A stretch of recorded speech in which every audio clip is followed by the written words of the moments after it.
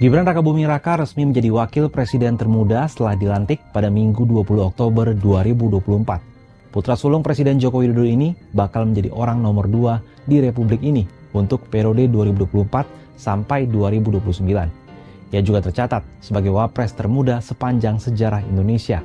Publik pun menanti kerja-kerja Gibran sebagai wapres di pemerintahan mendatang.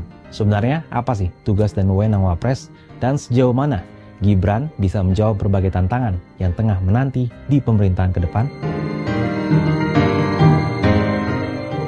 Wakil Presiden adalah jabatan pemerintahan yang berada satu tingkat lebih rendah daripada Presiden.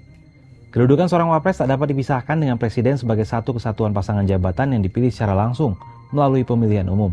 Kedudukan wapres pun jauh lebih tinggi dan penting dari jabatan menteri.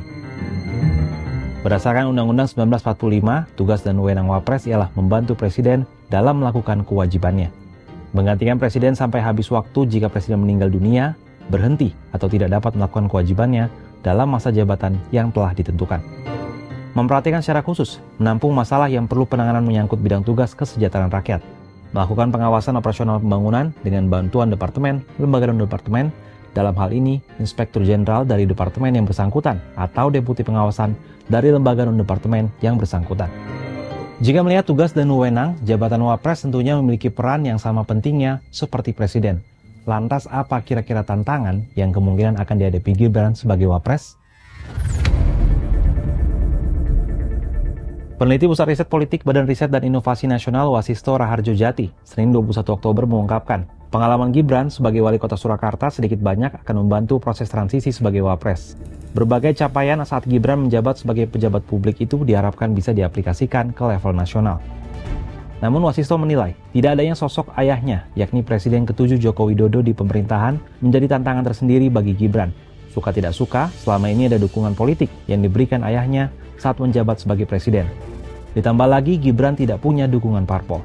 Sebagai seorang politisi, bahwa sebagai seorang pejabat publik, tentu harus bisa berdikari secara politik ya, untuk bisa menyukseskan program pemerintahan tahun ini dan 5 tahun ke depan, supaya merubah persepsi publik soal itu. Karena kalau misalnya masih dibayang-bayang itu, tentu akan menjadi beban moral tersendiri bagi wapres baru ini, karena orang sudah terlanjur melabel, dan inilah yang akan menjadi pembuktian dari wapres baru ini, apakah akan sejajar atau mungkin juga menjadi partner yang seimbang bagi Presiden Prabowo, atau justru yang kita lihat di pemerintahan berikutnya bahwa wapres lebih banyak menjalankan fungsi seremonial dari Presiden kalau berhalangan.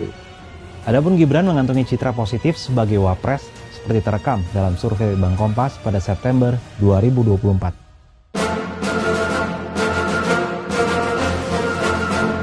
Saat itu tercatat, 71,1% responden menilai Gibran memiliki citra baik. Angka yang dominan ini menjadi modal bagi Gibran untuk ikut menjalankan roda pemerintahan 5 tahun ke depan. Harapan publik terhadap sosok Gibran merupakan hal yang wajar, apalagi sosok Gibran dianggap sebagai perwakilan anak-anak muda di Indonesia.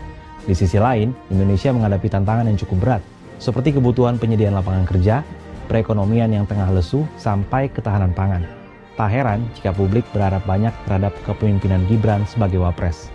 Kalau menurut sahabat Kompas gimana? Mampukah Gibran menjawab tantangan selama menjabat sebagai wapres?